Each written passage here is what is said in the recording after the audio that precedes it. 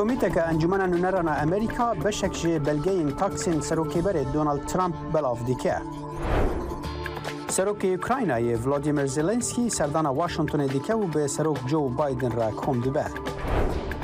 جبر مترسیا داعش هزین اولکاری و پیشمرگین هریما کردستان خالین سربازی لسر سینور به داعش را بهز دکن.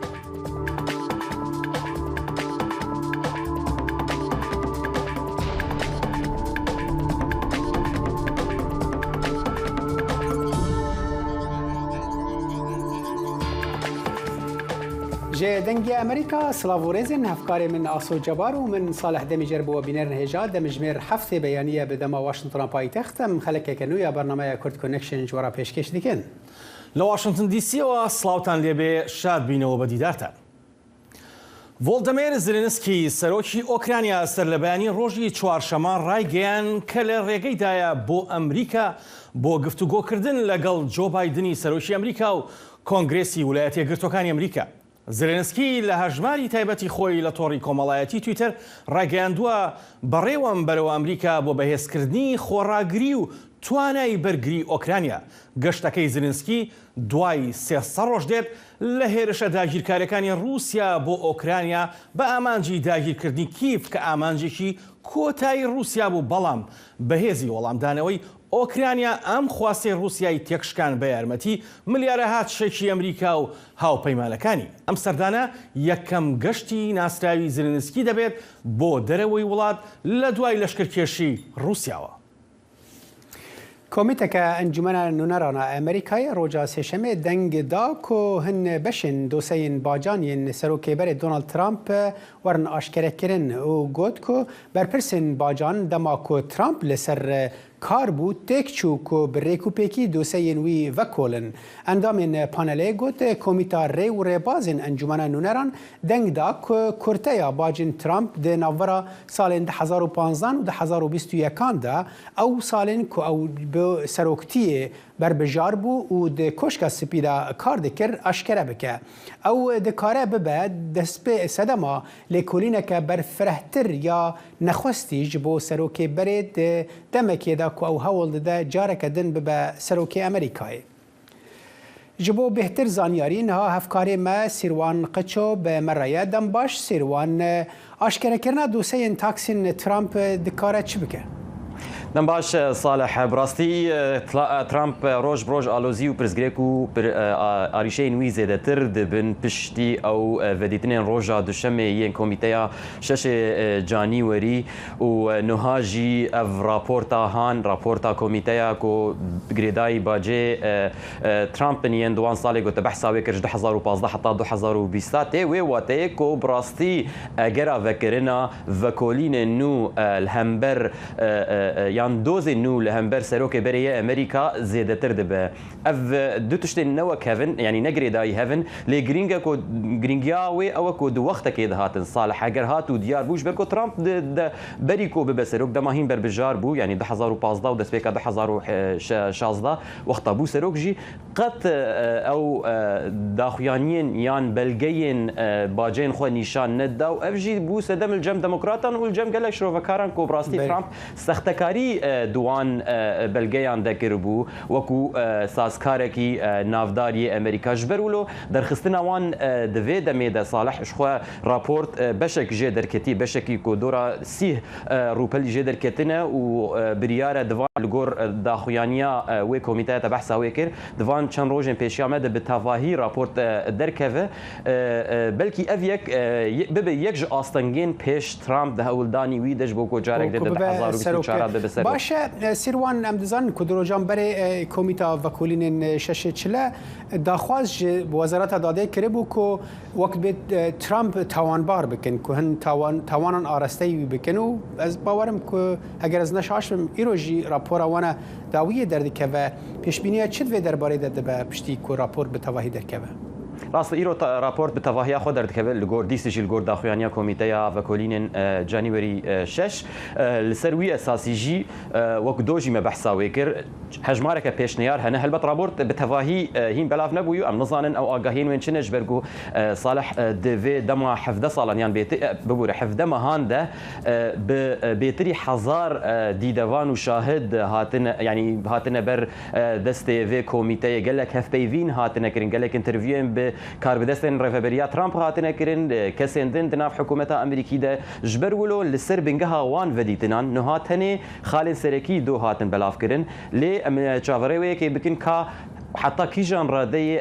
اف بلجين كوميتا كونغرسي دبيجا دبن ريجر لبر قال لك تشتين كوما بحثا ويكر يك جي مثلا سختكرنا حكومتها امريكي كومبلويا لدجي حكومتها امريكي مثلا ريجرتنا لبر ريو رسمك حكومتها امريكي او جي وقتا كو اندام كونغرسي دنجن سروكي نوها جو بايدن دهج مارتن افتشتناقش وببن استنجي حطانها ام نظان وين ببن جبركو وكو هونجي دزانن افيك دستي دزجهن حكومتي دي دزجه وزارتها دادوري دي جبرولو حطانها تني د چارچویا چاوري کرني دي چارچویا پیشنیارن کووی کمیته پیشکش کرنه باشه سیروان هر وکو مدسپیکا نوچان دا گوت کو سروک اوکراینای ولادیمیر زلنسکی جی ایرو تی واشنطن و لگل سروک جو بایدن کوند و گوتاره که لکنگرس پیشکش دکه دوی درباره دا چه آگاهی هنه قال لك آگاهی هلبت هنا ام دزانن والكونغرس گوتاره که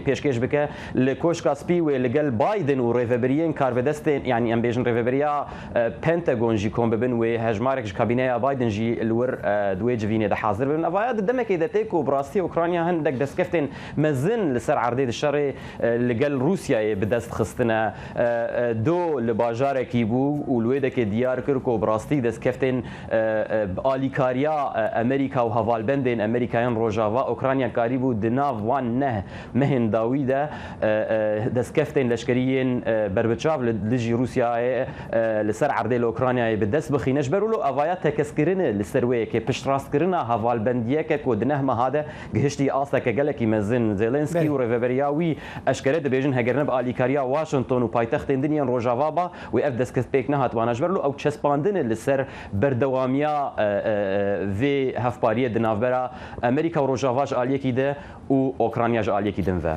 باشه سیروان هم دزانن کو یعنی اف سردانا زلنسکی یکم سردانا ویا کو در کوی دروی ولاتی خو جدما کو روسیا دست به ایران کریو و یکم سردانا خوجی بو واشنطن رنگش آری سیمبولیک و واته که وی هبه ل دو وقت دما اف نو چهات بلاف کرن دگوت هن جدران گوت یا و هن سردان پشت راست نبو یا هنک دودلی د بلاف کرنا نو چه بخو ذهبو تدبیجی واشنطن تگارانتی دان یعنی اولا کاریاوی ام بیجن اولهیاوی بگارانتی کرن کو حتاوی به از باور دکم لسروی که یعنی دگوت ام ناخواست تشتکی راگی هینن خیار افنو چه درکت بیکو حکومت اوکراینیا یا حکومت امریکا الویالی به تمامی راضی بو کو جبر سدمن اولکاری سدمن اشکره کو کس ناخواست اف سردانه که وصا هستیار ددمک هستیار ده ور راگهاندن بری دما خالی زلنسکی بخوال لسر هجمارا خوی فرمیا تویتر اف یک اشکره کرو گوت کو او بریدی ناخوا و ایرو اف جوین پیک ورو او سروکا ام بیجن جواتا نونران لكونغرس الامريكي نانسي بيلوسي جي دنامه که ده بو اندام کنگرس همو اندام کنگرس ده گوت کو وان روجا خو آماده بکن کو و گوتاره که گلکی تایبت دروجا که گلکی تایبت ده وره پیشکش کرن بگشتی درباره دموکراسی بجبرلو صدیق صد و دوی هفته ده افسردان پیک وره ل هورگلین وکی دن ام نظانن کاوی چه ببن حتا کو زيلنسكي بري زيلنسكي ور واشنطن بله افکاری مسیر مقدشو سیروان سپاس بو وانزانیاریا سپاس کۆچبەران ڕۆژی سێشەممە لە سنووری مەکسیک و ئەمریکا بە ژمارەیەکی بەرچاو گەیشتنە ئەوێ لە کاتێکدا بڕیار بوو سنووردارکردنەکانی سەردەمی پەتاکە کۆتایی پێبێت. سەرباری مانەوەی گرژیەکان لە سنوورەکان لە کاتێکدا نادڵنیایی لەسەر داهاتووی سنووردارکردنەکان لە ئارادا بوو. بەڕێوەبەرایەتیەکەی بایدن داوای لە دادگای باڵا کردووە پێش جەژنی کریسمس سنوورەکان هەڵنەگرێت. حکوومەتی ئەمریکا داواکەی خۆی لە تۆمارێکدا بڵاو کردوتەوە دوای ڕۆژێک لە دەرکردنی فەرمانێکی کاتی. جۆن ڕۆبرتس ئافسەرۆکی دادوەری ئەمریکا بۆ هێشتنەوەی سنوورەکانی سەردەمی پەتاکە بۆ کۆچبەران ئاگاهی دەدا پێشەوەی ڕۆیتەرس ئەم فەرمانە بڵاو بکاتەوە بڕیار بوو ئەو سنووردارکردانە ڕۆژی چوارشەمە کۆتایی پێبێت. حکوومەتی فیدراڵی دانی بۆ داناوە کە کۆتایی هێنان بە سنووردارکردنەکاندا پێدەچێت ببێتە هۆی زیادبوونی دەواازە سنووریە نایاساییەکان. کۆچبەران لە مانگی 3 ساڵی 2020ەوە 2,500,000 جار مافی پەنابەرێتیان ڕەت کراوەتەوە. بەپێی یاساکانی ئەمریکا و بەپێی یاسانی دەوڵەتیەکان بە بیانووی ڕێگریکردن لە بڵاوبوونەوەی پەتای کۆڤید-19. بەرپرسن تالیبانێ لە ئەفغانستانê خوێندنا زانینگehê ji bo jinan li seranserî welêt qedexe kir û Amerîka û netewên yekbûyî ev yek wekû êrişeka din li dijî mafê mirovan şermezar kir. Tevî soza desthilateke nermtir dema ku wan sala borî desthilatdarî bi destxist Talibanê qedexeyên li ser hemû aliyên jiyana jinan zêde kirine û guh neda hêrsa navnetewî. Wezîrê Perwerdeya Bilind Neda محمد ندیم د نامەیەکێ دا کو ji hemû zanîngehên fermî û taybet re hat şandin de got hûn hemî agahdar ku yekser fermana navborî ya rawestandina xwendina jinan heta fermaneke din bi cih bînin. Peyvdarê Wezaretê Ziyaullah Haşimî ku name di Twitterê da belav kir bi peyameke nivîskî ji Ajansa France Press ra ferman piştrast kir. Washingtonê bi tundtirîn şêwaz ev biryar şermezar kir. دەنگی ئەمریکا سەرچاوەی متمانە پێکراوی هەواڵ و زانیاری.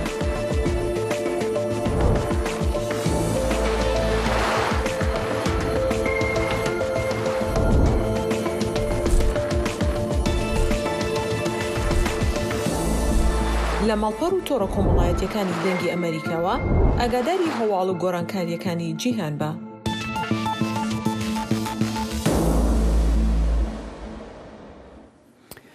ئەو ناوچەیەن کو بەشێکن ji herêma Kurdistana Iraqê û li parêzgeha Xaneqînê û nîzîkin ji bingehên Daişê di nav metirsiya êrişên Daişê de ne û ji ber vê yekê hêzên ewlehiyê û pêşmergeyan xalên serbazî li ser wan sînoran bihêztir kirine. Peyamnêrê Melkerkûkê raportek heye. جوتیارێکی کوردە و لە دواسنووری دەسەڵاتی پێشمەرگە کە ناوچەی کوڵەجۆی باکووری ناحەی جەلەولای پارێزگای دیالەیە سەرقاڵی کشتتوکاڵە. پێشمەرگە و ئاسایش ناوچەکەیان بە خاڵی سەربازی تەنیوە، بەڵام ڕۆژ ئاوا بوو ناوچەکە بۆ جوتیارەکان سەقامگیر نییە و زەویەکانیان جێدەهێڵن. وەڵاگەرە ئاگامان لە خۆمان بێ و یارمەتی ئەمانش بکەن چتە ببین خەوەر ئەمانە دەین وریای خۆیان بوون یعنی هەن لە دەور و پشتمان و هەن وجودیان هەیە یعنی. تا ئێستا 37 کارمەندی ئاسایش لە ناحەی کوڵەجۆ بەهۆی هێرشی گروپە چەکدارەکانەوە گیانیان لەدەستداوە. ئەمە جگە لە گیان لەدەستدانی دەیان پێشمەرگە. ماوەیەکە سەقامگیری بۆ ناوچەکە گەڕاوەتەوە، بەڵام هەر کە شەو داهات ئەم بازگەیە کە ناحیەکە و گوندەکانی دەوروبەری پێکەوە گرێ دەدات دادەخرێ. منتیقەیەکی گەرمە یعنی حقیقەتە چەند چەکدارێکی داعشی سنوورەکە هەیە تەمان ئەمانە دەستیان تەمان سوور بۆ خوێنی خەڵکی ناوچەکە تەماندی وجودیان لێران نییە بەت متەحڕەکن تێن و ئەچن. ناحەی کوڵەجۆ کە 273 ماڵی کورد و 276 ماڵی عەرەبی ئاوارە و 15 ماڵی تورکمانی تێدایە. یەکێکە لەو ناوچانەی بەوپێی دواناوچەی ژێردەسەڵاتی کووردە هەمیشە ئامانجی داعش و گروپە چەکدارەکان بووە. کە بیانوێ لە هەرکوێ بیانوێ دەستی خۆیانەوە شوێنێ بەڵام ئەلحەمدولای ئێمە چاودێرێکی وردی ناوچەکەی خۆمانەکەین چی لە لای خۆمانەوە ولا چی لە لای جێشی عراقیە و ئەو بۆشای ئەمنیە کە لە بینمان بووە بە هەردوو لامان پڕمان کردوسەوە. لە ئێستادا سەقامگیری لە هەموو شتێک بۆ جوتیارەکانی ناوچەکە گرنگترە. کوێخا جەمال دڵخۆشە بەبوونی هێزە کوردیەکان و پاراستنیان، بەڵام لەگەڵ ئەوەشدا بێترس نییە لە دووبارەبوونەوەی هێرشەکانی داعش. ئەو ئانەم ئاسایش بیهانتە گیان ئاسایش لەو جەوەڵەکەی لای قەرەبڵا خەتەقەیە کرد و ڕایە کرد ناتوانێت بەن بێ داعش لێرە ئەتوانێت بێت دەست بۆ شنێ و بڕۆ بەس ناتوانێت بەردەوام لێرە دانیشێ. پێشمەرگە و ئاسایش ناوچەی کوڵەجۆیان بە خاڵی سەربازی تەنیوە و بەردەوام چاودێری ئەو ناوچانە دەکەن کە جێی جوڵە و هاتوچۆکردنی داعشن لە دەوروبەری ناحیەکەدا. دڵشاد ئەنوار، دەنگی ئەمریکا، کەرکووک. بەهۆی هەڕەشەی تورکیاوە جوتیارانی سەر سنووری کۆبانێ ئەم ساڵ نەیانتوانیوە زەویەکانیان ئەو ئاوادان بکەنەوە و بیچێن و بەکاری بهێنن. بەهۆی هێرش و بۆردومان و هەڕەشەکانی تورکیاوە بەشێکی زۆریان زەویەکانیان بە ناچاری بەجێهێشتووە. فەرمونون لەگەڵ ئەم راپۆرتەی پێام لێرمان بۆتانی. مسلم ئەحمەد جوتکارێکی ji taxa kaniya Kurdan a Kobaniyê got debara wî ya aborî ji çandinê dibe û erdên wî li ser çînor dikevin.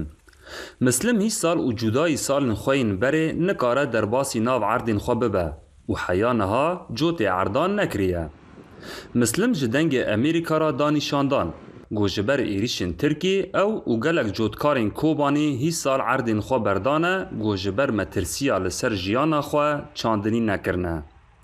Her wiha ew bang dike got rê li pîşiya van êrişan bên girtin û çarak ji rewşa wan ra bêdîtin.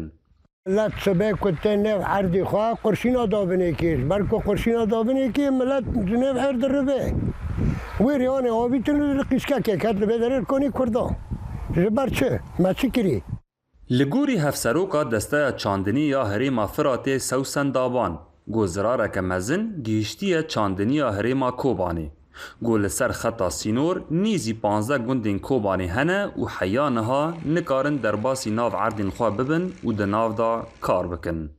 سر حدود خطی حدودی که كان چاندنی بکنه دولت ترک قرشین آبید و چند جارا سر خط شرقی کوبانی و غربی کوبانی جی یعنی خلق الوی داره بریندار جی بو جا قرشینی هانک و عشوائی داویدن. هیجای گوتنه گو ترکیه گلک جاران خلق سیویل گو ده ناوا عرد و مالین خدا کار دکرن هدف گرتن و هنک جوان بون قربانی.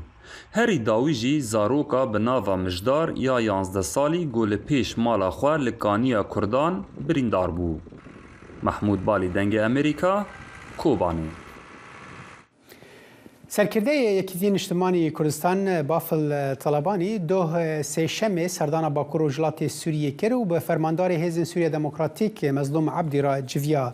لعالیه کی دنجی کوالیسیون نونتوی به سرکرده‌تی امریکای دوان دو سه روزن داویده هن اپراسیون لدیجی چکدارن داعش پیک آنین. جبو آگاهی بهتر انها پهمنیر ما زانا عمر ج باجار قامشلوی به مرایه دم باش زانا دو هنکی بحثا سردانا بافل طلبانی بو باکروجلات سوریه بو لیتب آگاهی برفرهتر نهاتن بلاف کرن بکیرا کون بو بهتر چم مجار هاتن گوتو بیش کرن ایرو تشتکی نود و درباره ده هیه بله دم باش صالح جخوا دوشت شمي فرماندار گشتی حزب سوريا ديمقراطيك جنرال مظلوم عبدي لقال انداما فرمانداريا گشتی نوروز احمد هروها هفسروكي بارتيا بيدي صالح مسلم هروها اندام فرمانداريا گشتی حزب سوريا ديمقراطيك محمود برخدان في شوازيك لسروكي يكتيان اجتماعي كردستان بافل طالباني لحسكي لكل دوی جوینه ده لگوری آگاهی حطانها هاتنه بدست خستن روشا تکیلین نافبرا هریما کردستان عراقی بتایبتی نافبرا پارتیای نکی و پارتیین کردیین ریوبریا خسر هاتا کوتو پیش کرن بافل طلبانی دست نشان کرگو او جبو پیشگیریا ناسنامه و زمان کردی و پروژه پاراستنا زمان کردی لروجاوای کردستان لهریم کردی سوریه او پیشگیریه دادن العالیه که دن خطریه داعش یا ویدا و یگو هاتیه زیده کرن هاتیه کدو بیکش کرن دوان جوینا ده بله صالح باشه تو بحث مترسیه داعش دکی وقوتي کوالسیون نتوی به سرکرده‌تی امریکا دوان دسر و جان ده هنک اپراسیون لدجی داعش پیکانین آگاهی بهتر دوی درباره ده چنه بله ده 48 ساعت داویده سه اپراسیون لسر شانه داعش ین هبش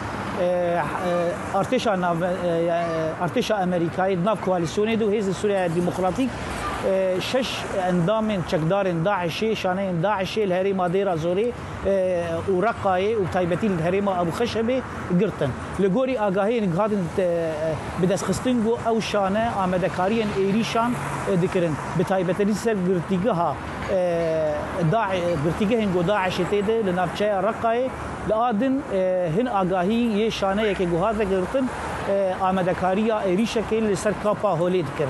جخوا داعش نهاجی او لیو تفجر خوازه دکریه و پشتی بریارا و گراندنا اپراسیون هفبش دامبرا حسد کوالسیون ده الشوپینر دبیجنگو او وگرا اپراسیون هفبش برنگه کی پر چالاک وگریای دامبرا حسد کوالسیون لدیجی شانه داعش بتایبتی لهرم رقه دیرا زوره و باشوری حسکه. باش زانا اگر ام وان ویب هفا گریدن یعنی داعش تلفو تفجر وان باکر جلات سوریه زیده بویه کوالسیون اپراسیون دجی وان پیکتینه و لکرکوک بری چند روزان داعش ایریشک پیک آنی بود تدا هجمارک ام بیجن کس هاتن کشتن و ام ویجی به گریدانا بافل طالبانی و گریدن گلو اف تفجر لسر سینور یعنی تفجر چکدار داعش ده سینور ناوینا ام بیجن باکر جلات سوریه و هرم کردستان ده هنه جخوا بري ده حزار وحجداد بتايبتي ودين اوبراسيون هفبش نابرد ارتش عراقي وهيزن سوريا ديمقراطيكا وجبو شعبيريال سر سينور وريغرتنا لبر تفجر داعش دنافبرا حدو ولا كان سوريا وعراقي ده دما داويدا دنجن بلند دركتن هم جاليه ارتش عراقي هم جاليه هيزن بيشمرجه هم جاليه هيزن سوريا ديمقراطيك جو دفاب او اودين هفش جاره كدن اكتيف بن داكو تفجر داعش دنابرا سوريا وعراقي تبوج ببه وجخوا افيك خالك جرينج جبو ريغرتنا لبر اكتيف بونا داعش باش زانا افيك دباكو اگر ابيجن حکومت ناوندی عراق دوی درباره دا تشتکی نکه یعنی ما بس تام دوی درباره دا هرم کردستان عراقی و ریوبری خسر تنه خو به حکومت ناوندی عراقی دکارن تشتکی وابکن جخوا سینوری هفبش دنابرا هرم کردستان عراقی و هرم ریوبری خسر لسوریه تنه 7 کیلومتر او 7 کیلومتر دورین کردین بهتری خو داعش لويت دبرا سينوري هبش نكار تفجره هجر 7 كيلومتر وشون ده هجر ام بحثه يعروبيه حطا القائم ان بو كمال انجو باغوزي دكن سينوري كي قال لك دريجه دفاب ارتشا عراقي حكومتها نافندي تكلي حطا كاربي ويدري بي كونترول كرن بي اليكاريا حكومتها نافندي عراقي اويا نكارش بر سينور هفبش نابرا هريما كردستان عراقي وريبريا خسرته كنا و نجه اكتيفونا داعشيه لي ديساجي بيويستا جو او ببش برجو تفجر داعش سر سينور دهلجو ايريشان بيك بينا هن العراقي هم لسوريا نموناوي دباغو داعش ين كسنجو ايريش دكن جي كامبا هولي بخوا تينا رافاندن يانجو اي كامبا هولي بريفا دبن جي هندري عراقي بخوا درباز دلو بله پیامنیر مزانا عمر جي قامشلو سپاس جبو وان زانياري هف سروک گشتی ایهاده استوک ترک دوگان جه دنگ امریکای را راگهاند که دناوا سال 2022 ده لترکیه مافین کردان ده هر واریدا هاتن بن پیکرن آخا کردان هاتیه بمبا بار کرن زمان هات قدخه کرن و نها 25 روز نماوان کرد گرتیگه دانه پیامنیر مل انقره ایوب دمیر راپورتک آمده کریه سالا 2022 بربه داوبونی وادچه لترکیه دناو و سالی دا هما ده هر واری دا مافین کردان هاتن بن پیکرن. کومله مافی مروان ایهاده لترکیه ده دسپیکا هر سالی دا بن پیکرنا مافی سالم بوری دوشینه. هفسروک گشتی یه ایهاده öztürk Türkdoğan beri sala 2023 ده sala 2022 da bن پیکرنا مافی کردان جدنگ آمریکای را وگوت.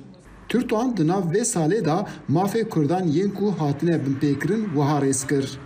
Mafê perwerdeha zimanê Kurdî hate astenkirin, şaredariyên Kurdan dibin zextan da man, siyasetmedarên Kurd ev sal jî girtîgehan da nehatin berdan, tecîda ser rêberê PKK Abdullah Öcalan zêdetir bû, li ser axa Kurdan gelek operasyon hatin çêkirin, gelek rojemavanê Kurd hatin desteserkirin û zimanê Kurdî di meclîsê de hate astenkirin.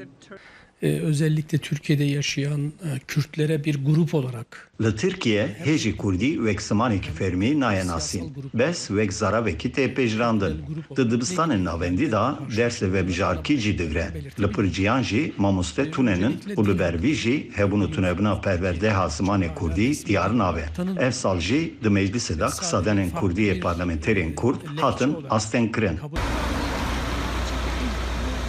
Öztürk Türkdoğan ser tecridkirina reberê PKK Abdullah Öcalan jî disekine. Türkdoğan amaje dike ku di vê salê da li ser Öcalan tecrida herî giran hatiye çêkirin. Türkdoğan doza girtina HDP jî wek gefeka ser Kurdan dibîne û girtina rojnamevanê Kurd jî wiha rexne dike. Tabii ki ırkçı saldırılar 2022 yılında da devam etti. Di sala 2022 da êrişên nijadperest bê rawestin berdevam kirin. Bestenê Kurd na lêpiraniya wan Kurd 15 kes hatin kuştin. Di sala 2022 da dîsa li ser rojnamevanan bi taybet jî 25 rojnamevanên Kurd hatin desteserkirin. Dikarin bêjin ku di sala 2022 da jî êrişên ser Kurdan hiç ranevestiyan. Biz buna ne Avrupa Birliği'nde ne de dünyada izin vermeyeceğiz. Di girtîgehên Tirkiyeyê ser 10,000 endam rêveber serokên şaredirê û parlamenterên HDP hene. Geyrî vana rewşenbîr, nivîskar, rojnamenûs û endamên rêxistinên yên Tirkiyeyê jî di girtîgehan da ev sal borandin. Vê rewşa Tirkiye endamê rêxistina Efrî ya navnetewî Şevîn Çelik wiha rave dike. Hukukun belirli bir çerçevesi var zaten. Fakat li Tirkiye çerçeveyeke hukuke heye. Li mixabin yên ku vîye birevê dibin le neguncin. Li ber vî jî gelek tiştên ku dixevimin pirevan jî dijî hukukê ye. Ana em dibînin ku hîn kes ji bo ku dêsalatiya wan berdevam bike mafê mirovan tune dikin. Gelek revşenbîr, nivîskar û rojnamevan li ber vî di girtîgehê de ne. Di sala 2022 da li ser pênaberan, jinan, Alewiyan, LGBTİyan û yên gêrîmûslim êrişên nijadperestî hatine kirin. Di nav vana da yek zarok bi tevahî 15 kes ji aliyê hêzên ewlekariyê ve hatine kuştin û 41 kes jî birîndar bûne. Di nav vê salê da 310 jin jî ji aliyê mêran ve hatine kuştin. Li gorî daneyên saziyên mafê mirovan di vê sala 2022 da dîsa herî zêde mafê Kurdan hatiye binpêkirin. Eyüp Demir, Dengê Amerîka, Ankara. Makerspace وەرشەیەکی تایبەتە بە ژنانی کەمپی باریکە لە عەربەت گرنگی دەدات بەو ژنانەی خاوەن بەهرەن و لەلایەکی ترەوە وەک ناوەندێکی فێرکاری ژنان فێری کاری دەستی دەکرێن. دوای دروستکردنی بەرهەمەکانیان لە ژێر ناوی براندێکی تایبەت بەخوایان بە ناوی سستەرهود دەیخەنە بازاڕەکانەوە لە دەرەوە و ناوەی وڵات. ئەوان دەڵێن لەگەڵ خراپی دۆخی ژیانیاندا بەڵام مەیکەرسپەیس بۆتە پەناگەیەک و هیوایەک بۆ ڕەوادنەوەی خەمەکانیان و دۆزینەوەی بەهرەکانیان.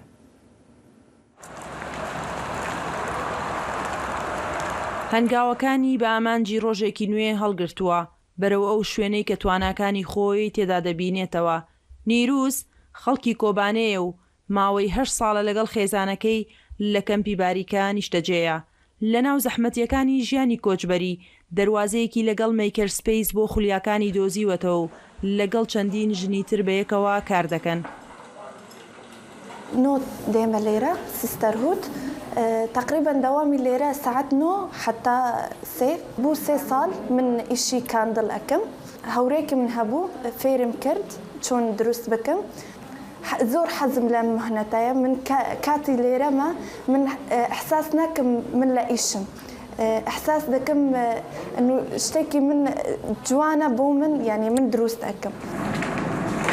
مەیکەرسپەیس پرۆژەیەکە بۆ کەمنشینانی باریکە کە لەلایەک ژنانی بەهرەمەند تواناکانیان لە بوارە جیاوازەکاندا دەخەنە گەڕ و لەلایەکی ترەوە بۆتە فێرگەیەک بۆ ژنانەی لە کەمپەکە خولیایی فێربوونیان هەیە.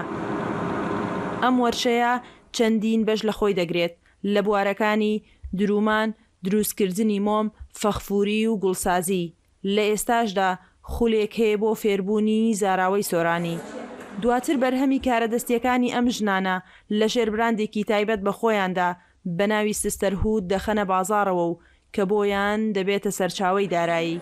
سستەرهود ئایدی منەظەمەی PLCە سیستەرهۆت تقریبا پێش 2 ساڵ ئەو شوێنەی کردەوە کە ناوی میکر سپیسە، شوێنێک و کۆمیونیتی وایە بۆی ژنەکانی کەمپی باریکە بێنە ئێرە جوێ بگۆڕن، خەڵک ناسنەوە، فێریشتی تازە بن. ئۆردەری گەورە دروستەکەین ساڵی 2 جار ئەینێنین بۆ ئەمریکا، خۆیان لێمانەکڕن و ئەوێ ئەیفرۆشن. خولیا و هیواکانی نیروس تەنیا لە میکر سپیس نەماوەتەوە، ئەو هیوا خوازە بەگەڕانەوە و خستنەگەڕی بەهرەکانی لە چوارچێوەی پرۆژەیەکی خودی گەورەتردا کە خزمەت بە داهاتووی خۆی و وڵاتەکەی بکات. حەز ئەکەم بگەرمە وڵاتی خۆ، ئیشی کاندڵ لە وڵاتی خۆ دروست بکەم. لە وڵاتی من زۆر ئیشی کاندڵ ئەوە ینی زۆر نییە. ئەو کەسانە لە وڵاتی خۆم فێر بکەم چۆن کاندڵ دروست بکەن، زۆر شتێکی ینی باشە. لە ژیانی ناو کەمپی بێبەشبوو لە بەشێکی زۆر لە مافە سەرەتاییەکانی ژیان و خراپی باری ئابووری و کۆمەڵایەتی، میکر سپیس بۆتە پەناگەی ڕەوانەوەی بەشێک لە خەمەکانی ئەو ژنانە و هاوکات سەرچاوەیەکی بچووکی دارایی و بژێوی ژیانیان. سنوور کەریم، دەنگی ئەمریکا، سلێمانی.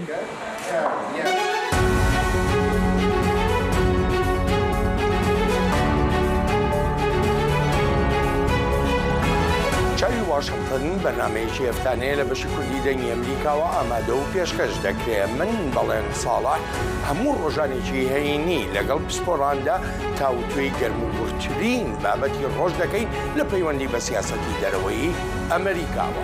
لەگەڵمان بن.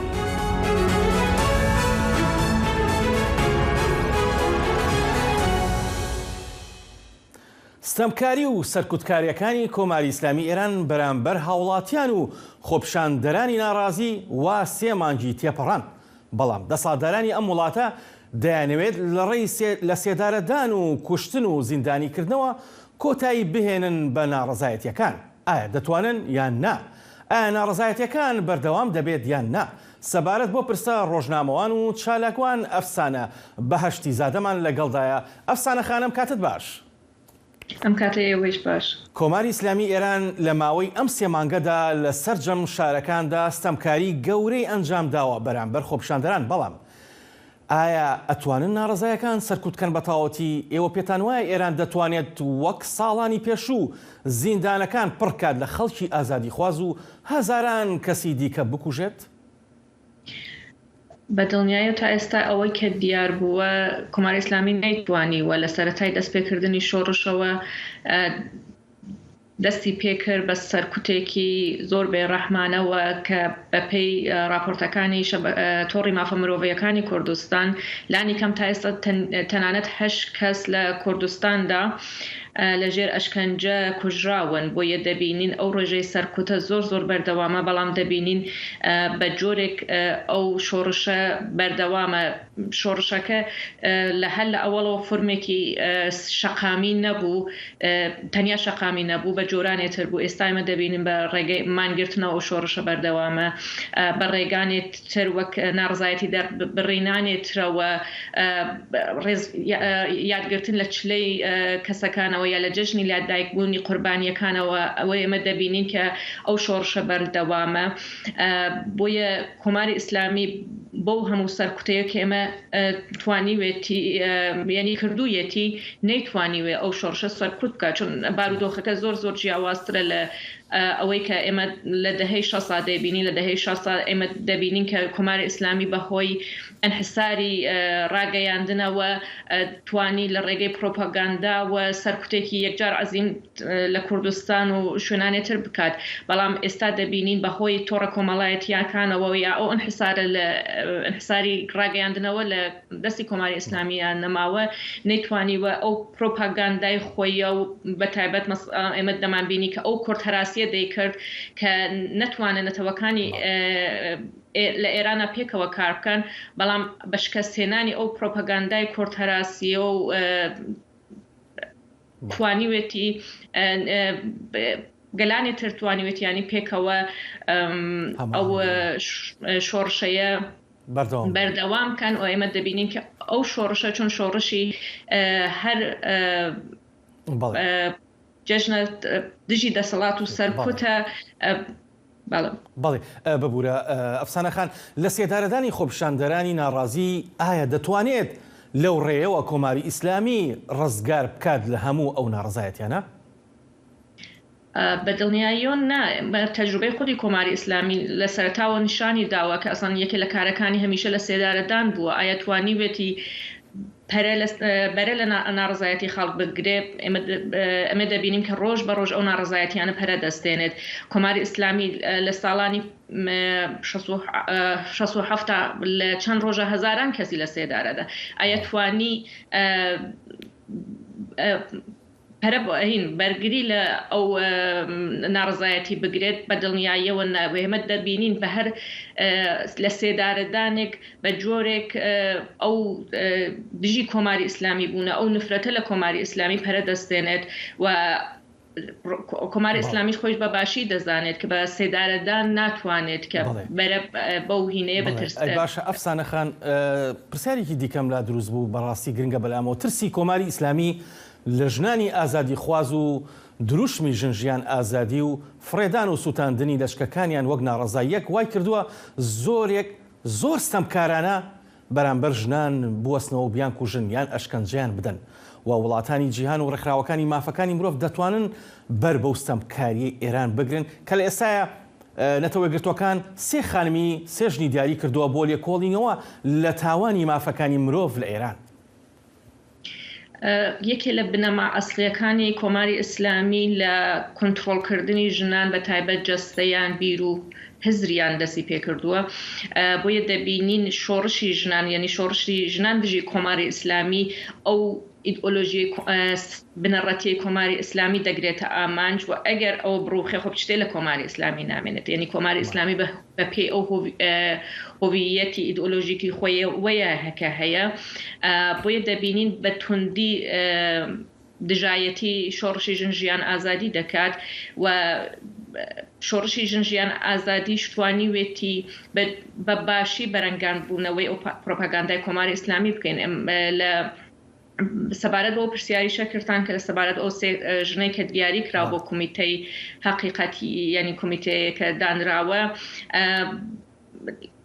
لە دوێکەوە کە ئەم سێ کەسن ڕاگەیاندووە زۆر وتووێژ و ڕوانگانی جیاواز باس کراوە هەندێک کەس بەخۆی ئەوەی کە ئەم سێ کەسە ژنن بە شتێکی زۆر پۆزیتیڤیان داناوە ئەمە بەڵام پرسیار لێرە ئایا بوونی هەر ژنێک لە سیاست لە شوێنێکدا دەتوانێت ئەوە بە نەفعی ژنان بێت بە دڵنیاییەوە نا ئەوە هێمە تەجروبەی باشووری کوردستان ئەوەی پێ ئێمە سەزمان دنیا شوێنانێت تر کە ژنان لە ژنانیش دەتوانێت لە ڕوانگەیەکی پیا و سالارانەوە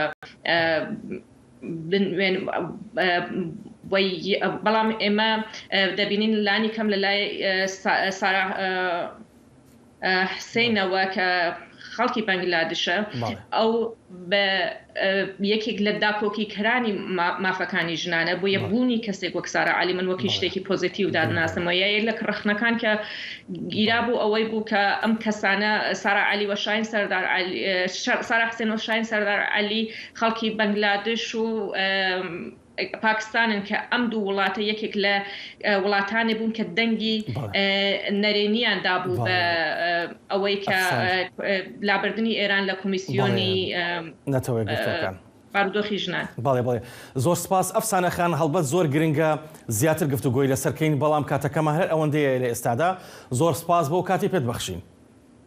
کاتی هەر بژین.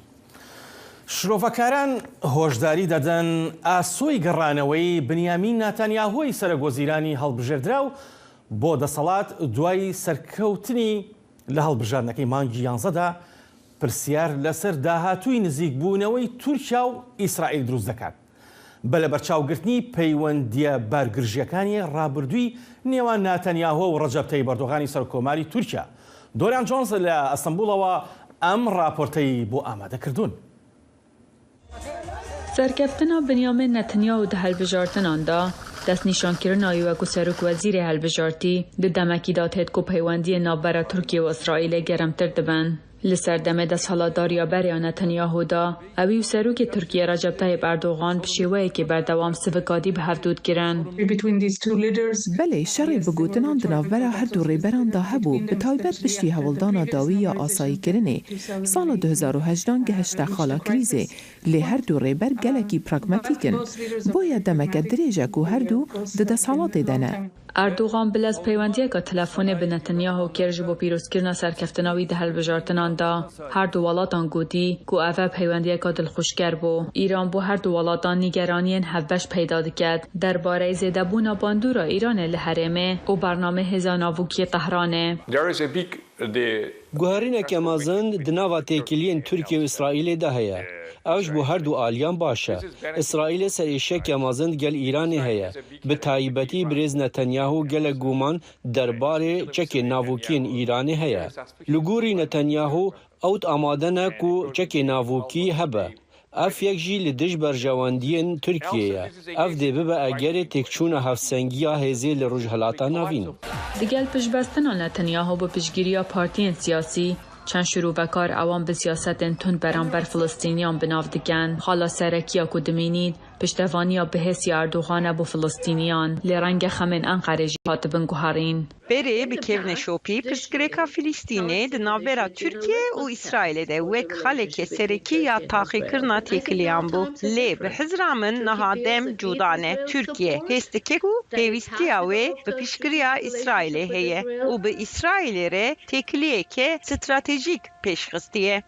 نزیکبوونا ئەردۆغان دگەل ئیسرائیلê beşeke siyaseteka berfirehterî ya baştırkirina peywendiyên li herêmê ne. Şirûvekar amaje bûyê dikin ku çend serkirdeyên wan welatan tune rihet bûn bi piştevanîkirina Erdoğan ya bihêz bû dûza Filistîniyan. Nûke wisa diyar dibît ku xemên Enqereyên serekî li ser hevkarîkirinê digel İsraîlê ji enerjiyê tabergiriyê. Tirkiye ez dikarim çawan bêjim dixwaze hevkariya leşkerî bi hev re li gel İsraîlê çê bike. Min di xizmeta leşkerî de li gel İsraîlê kar kiriye. Me li hevhatinên gelek baş di navbera İsraîl û Tirkiye de çêkirine. Pîşezaziyên bergiriyên İsraîl û Tirkiye heman bazar hene. Lê her hevkariyeka hebît şirûvekar pêşinyar dikin dê gelek ya bihişyarî bît ji ber berçavbergirtina mêjûya berêya navbera her du serkirdan da. Ji bo raporta Dorian Jones hatîn mayî dengê Amerîka. روسیا روجا دشمه دست به هجمارک ایریشن درونان کر و بنسازیا سرکه لکیه و پایتختا اوکراینایی و در دورین و کر آرمانج که زیادتری 23 درون ایرانی لسر ازمان کیف هاتن دیتن و هریکیم 18 جوان هاتن خستن. بهتر زانیارید و راپورته ده. Kardisên Ukrayna ragandin ku paytexta welêt Kiev de êrişeke Rûsya roja duşemiyê de bûye armanca gelek dronan. Rêveberiya leşkeriya bajêr ragand ku zêdetirî 23 dronên Îranî li esmanê Kievê hatine dîtin û herî kêm 18 ciwan hatine xistin. Waliyê Kievê Oleksii Kuleba diyar kir ku hin avahiyên binesaziyê û malên taybet zarar dîtine û her wiha herî kêm du kes jî birîndar bûne. Hevjînên pîr Ivan û Olha Kobzerenko niştîcehên gundekî li Kievê di nav wan kesan de bûn ku di êrişên duşemiyê de mala wan zarar dîtibû. Ivan yê 83 salî jî ji serê xwe birîndar bûye. Ambulans hat. Me gazî ambulansê kir û ew hatin. Wan gotin ku di êrişa dronî de garaja wan bi temamî hatiye rûxandin û kûçikê wan melçî hatiye kuştin. Olha Kobzerenko ya 84 salî jî dibêje ku ne tenê ew lê herkes ji ber vî şerî bandor dibe. Ez jî weke mirovên din ku ji şer bandor bûne hes dikim. Ez dizanim ku ez netinê me. Herkes ji ber şer de êşew dikişîne. Ma divê ez çi bikim? Hawara harîkariyê bikim, hûn dikarin heya ji wetê bigirîn yan jî hawarê bikin. Mîna ku hemû cîhan û Ukrayna me digirîn. Nina Sobol, karmenda ku li yek ji kompanyên enerjiyê yên li bajêr dixebite dema ku êriş pêk hatin diçû serkarê xwe. Mîna gelek hevkarên xwe nîna jî li derve sekinî. Dema ku karmendên xizmetên awarte asta zararê kontrol dikirin. Дуже тривожно.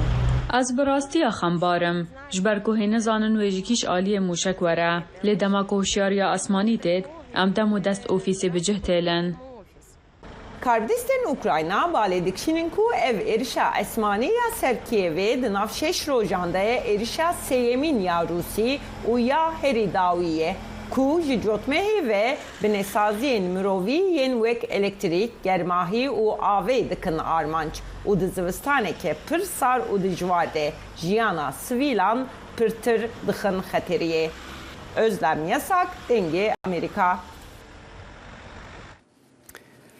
موسکو روجا دشمه را گاند که چند کشتین وین به شر بشداری راهنان دریایی بون دوی هفته ده و به هزین دریایی بیجین را دست به بکن ده دمکه ده که روسیا و چینه پیوندین خواه کورتر دکن لبرانبر فشار روج آوا. وزارت بروانی روسیه گفت که راهنان ده ناورا 21 و 27 کانون ده لدریای چینه یا روجهلات ببن به مبستا خردکرنا هفکاری دریایی ده ناورا موسکو و بیجین ده داخوینی ده هات گوتن که او آویتنا موشکان توپخانه و راهنان دجی کشتین بن دریای پیک بینن. لواشنطن استادیوم روبرت اف کندی که وکو استادیوم RFK تی ناسین و میوانداری گلک تیم ورزش ین حسکری کرد به 10 سالان کفنه لینها جهوله رادبه بهتر زانیاری دوی راپورته ده. یاریگای یادواری روبرت اف کندی که به یاریگای RFK ناسراوه شوێنێکی خۆشەویستە کە لە مێژەوە لە واشنگتنە. ئێستا خەریکە لە ناو دەبرێت. پاراستنی و نوێژەنکردنەوەی ئەو یاریگایی کە لە ساڵی 1961ەوە هەیە زۆر گران دەکەوت لەسەر شارەکە بە لە بەرچاوگرتنی ئەوەی کە لەم دواییەدا کەمێک بۆ نەوەرزشیەکانی میوانداری کردووە. بەڵام بەرپرسانی شارەکە بڕیاریان داوە کە پێویست ناکات ئەم ماڵ ئاواییە ماڵ ئاواییەکی خەمناک بێت.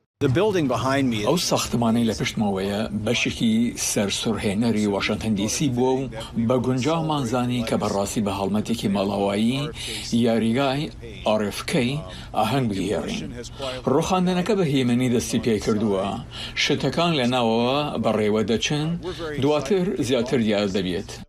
RFK یەکێک بووە لە یەکەم یاریگاکانی ئەمریکا کە بۆ هەردوو یاری تۆپی پێی ئەمریکایی و بێسبۆڵ دیزاین کرابوو. شوێنی تیپی واشنگتن کۆماندەرز و NFL و هەروەها تیپی بێسبۆڵی واشنگتنی سناتەرز و واشنگتن ناسیۆنالز MLB یانی تۆپی پێی DC یونایتد و چەندانیانەی تر. میوانداری یاریەکانی کردووە کە بەشێک بوون لە مۆندیاڵ و نۆ یاری تۆپی پێ لە کاتی ئۆلۆمپیادی 1996دا هەروەها یاریەکانی بۆکسین و پێشبڕکێی پاسکیل و مارەسۆنیش. هونەرمەندەکانی مۆسیقایی وەک مادۆنا، ڕۆڵینگ ستۆن، ئایرۆسمیت، مایکل جاکسن تەنانەت بیتڵز لێرە نمایشیان کردووە. ژمارەیەک سەرۆکی ئەمریکاش سەردانیان کردووە لە نێوانیاندا جۆن کندی، لەندن جۆنسن، ریچارد نەکسن و جۆرج بوشیش. لە ئاهەنگی ماڵ ئاوایەکەدا زۆرێک لە میوانەکان نەیانتوانی هێستەکانیان بشارنەوە. داگ ویلیەمز ڕاهێنەری پێشوویانەی واشنگتن کۆماندەرز لێرە یاری دەکرد کاتێ تیپەکەی بۆ دووهەمین جار لە ساڵی 1989دا نازناوی سوپەربۆڵی بەدەستهێنا. بیر لەو کوڕانە دەکەمەوە کە پێش من یاریان کردووە وەک دەیڤ بۆتس، چارلی تایلەر، بۆبی میچل، یەکەم کوڕی ڕەشپێس کە لەم یاریگایەدا یاریان کردووە و بیر لەو مێژۆ بکەرەوە کە لێرەدا دروستمان کردووە. زۆر کوڕ لەم یاریگایەدا یاریان کرد. ئێستاش لەناو دەبرێت هەستێکی تاڵ و شیرینە. بیل حەمید گۆڵپارێزەری ئیستای دیسی یونایتد هەمان هەستەکانی ویلیەمزی هەبوو. ئازارم ئەدا ببینم یاریگاکە لەناوە برێت. تا تۆی یەکەمم بە ناوی ئەوە کردووە. 5/5/2010 بوو لەم یاریگایەدا ئەوە یەکەم یاری بوو کە لەو وەرزەدا سەرکەوتنمان بەدەستهێنا. لە پرسیاری ئەوەی کە چی جێگەی یاریگاکە دەگرێتەوە شارداری واشنگتن وتی ئێمە زیاتر لە 20 ملیۆن کەسمان هەیە کە ساڵانە لە دەرەوەی وڵاتەوە دێنە دیسی و چێژ لە بینینی ئەو بینایانە وەردەگرن کە تایبەتن بە ئەمریکیە بەناوبانگەکان واکە ڕۆبەرت ئف کەنەدی کەواتە ئێمە دەزانین کە بابەتی داهاتووی ئەم 192 زەویە دەبێ ڕێزلێنانێکی دروستی بۆ ڕۆبەرت ئف کەنەدی هەبێ. لەناوبردننی یاریگاکان نزیکەی ساڵێکی دەوێت لەم نێوەندەدا هاندەران و وەرزشوانان کاتیان هەیە بۆ دوجار ماڵ ئاوایی لێ بکەن. شایان پاشا بۆ راپۆرتی ماکسیم مۆسکالکۆف دەنی ئەمریکا واشنگتن. ئیلان ماسک درنگانێکی ڕۆژی سێشەمە ڕایگەیان هەر کاتێک جێگرەوەیەکی دۆزیەوە دەست لە پۆستی بەڕێوەبەری جێبەجەکاری تویتەر دەکێشێتەوە. ئەمەش وەک ڕێزێک بۆ ڕاپرسێک کە خۆی دەستی پێکردووە کە ئاشکای کردووە بەکارهێنەران دەیانەوێت دەست لەو کارە بکێشێتەوە. دەبوایە دوای کڕینی کۆمپانیای تۆڕە کۆمەڵایەتیەکان تویتەر لەلایەن ئیلان ماسکەوە بەکارهێنەرانی ئەو تۆڕە نیگەران لەبارەی ڕێباز و سیاسەتەکانی داهاتووە. بەڵام ئیلان ماسک لە تویتێکدا ئاماژەی بۆ کردووە کە بە دوای جێگرەوەیەکدا دەگەڕێت و دواتر جێگرەوەیەک دادەنێت و سێرڤەرەکە لە تویتەر بەڕێوە دەبات. داویە کورد کۆنێکشن بمینە ناوخێر و خۆشیێدا هەر شاد بوو.